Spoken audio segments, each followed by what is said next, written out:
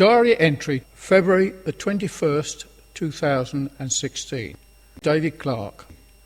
I arrived at Heathrow by National Express coach at 12:30 p.m. My flight was due to fly at 5 p.m. from Heathrow Airport. I went to book in at the flight terminal at 2 p.m, but could not do so as I did not have the visa entry permit. When explaining the situation to the superintendent, I was told that if I could get an email from the High Commission at the Pakistani embassy confirming it was clear for me to travel, they could let me travel on the scheduled trip. I contacted my host, Anil Anwar, in Pakistan, explaining the situation and asked him to send a confirmation of my invitation visit to Rahim Yar Khan to Mr. Sadul Khan, the station manager at the airport, and gave him his email address, and also send a copy to me. The difficulty was that it was Sunday and most official offices were closed. As soon as I received the copy email from Anwar containing my invitation, I sent it to Suella Fernandez, my MP, asking her to endorse our request for me to visit Pakistan. At 4 p.m, the station manager informed me they had not received an email from the High Commission, so I would not be able to travel. I was advised that if I go to the Pakistani embassy in London at Lourdes Square on Monday and request an emergency visa, then I could travel on a plane at 5 p.m. on Monday evening to Islamabad and then make my own way to Rahim Yar Khan, as they were not able to make a connecting flight for me on the 23rd of February. Thankfully, I was able to travel to London on the express train to Paddington and then a taxi to Mayfair and stay the night with my friend Simon MacDonald.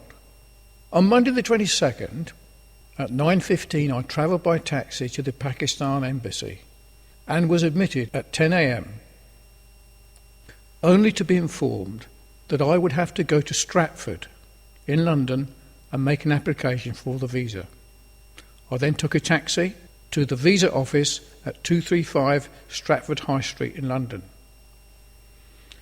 En route to the Stratford office, the taxi driver asked me about my travelling. He was a Londoner, and I was able to tell him about my mission and my brief story of conversion from crime to Christ and our work in the Philippines. He was very interested and asked where he could get a copy of my book, Converted on LSD Trip, so I gave him a card with the details. I arrived at Stratford and filled in the appropriate visa application form, only to find that I needed 2 photographs for the application. I was then directed to the post office a mile away in order to have my photographs taken. I had to lug my baggage all the way there and all the way back, which wore me out. But on return I was told I needed the invitation from my host in Pakistan printed on an A4 sheet of paper, and also my final 1-month bank statements. I was then directed back to the post office a mile away, where I was told I could get this printed information that Anil had sent to my email address and also my bank statements. Then I was informed that I had 1 hour to do this, until 1:30 p.m, as the office would then close. I realised I didn't have much time to wait, so I went across the road to the Holiday Inn Express, asked if I could print out my emails on their printer and also the bank statements. This they kindly gave permission. This I was able to do by 1:27 p.m, and I then rushed across the road to the visa office at 235 Stratford High Street and made my application. I was the last in the office and it was just about to close. To my disappointment, I was told they could not process an emergency application, but they informed me to go to see Mr. Mazhar at the High Commission in the embassy, as he was the only one able to grant such a visa. It was 1:45 p.m.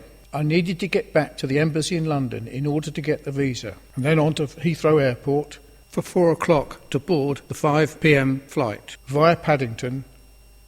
So I took a taxi that was recommended to me by the visa office in Stratford.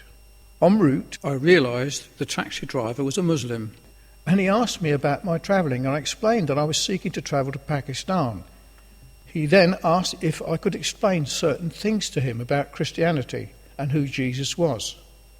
He then showed me his collection of YouTube videos of a Muslim preacher, Dr. Zakir Naik, and I listened to what he had to say. He was very articulate and quoted a lot from the Bible, and I began to realise I needed to address these issues that he was raising, and this I must do at the conference in Rahim Yar Khan. On arrival at the embassy at 2:30 p.m, I gave my visa application to the man I was directed to, and I was asked to wait after explaining that I was due to travel at 5 p.m. that day. I was told that my visa would take 5 days to process. I felt so disappointed having travelled so far and done so much work to get this visa. During my visit, several Muslims from the embassy had a prayer meeting or prayer session on the floor in front of me, including the man dealing with my visa application.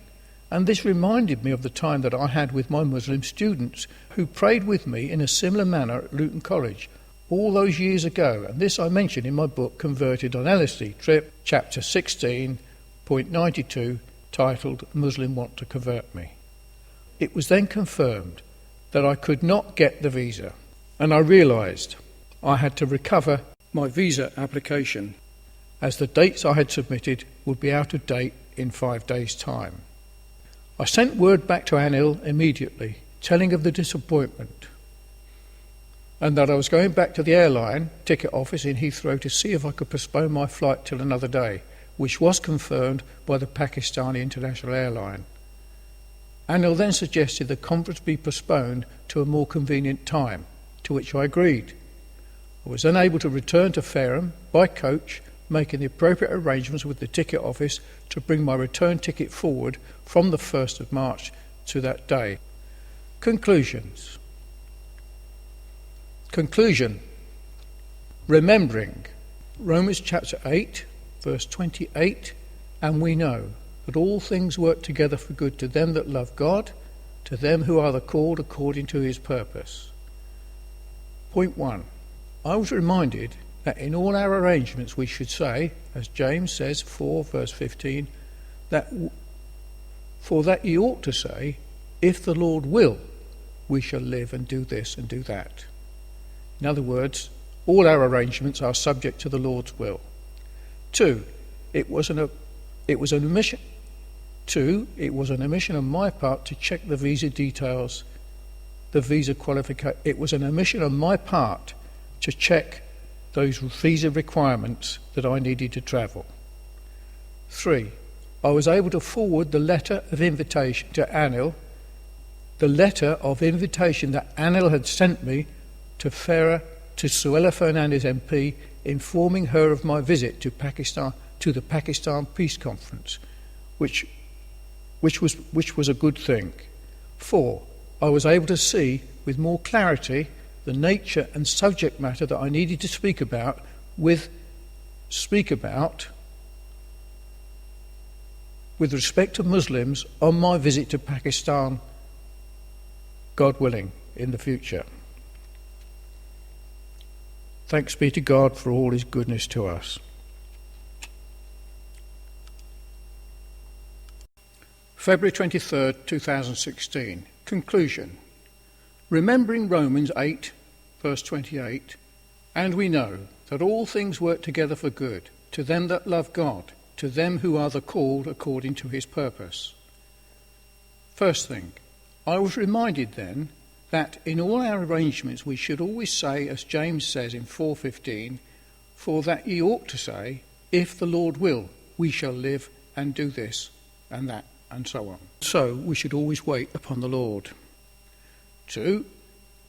It was an omission on my part to check that the visa qualifications were in order. 3. I was able to forward a letter of invitation to Suella Fernandez MP that confirmed my invitation and visit to Pakistan Peace Conference, which was a good thing. 4. I was alerted to the fact that my passport needed renewing in June 2016, so I have applied for a 10-year renewal today, which means I can be more flexible on future arrangements for travelling. 5. I was able to see with more clarity the nature and subject matter that I needed to speak about at the conference with respect to Muslims during my visit to Pakistan.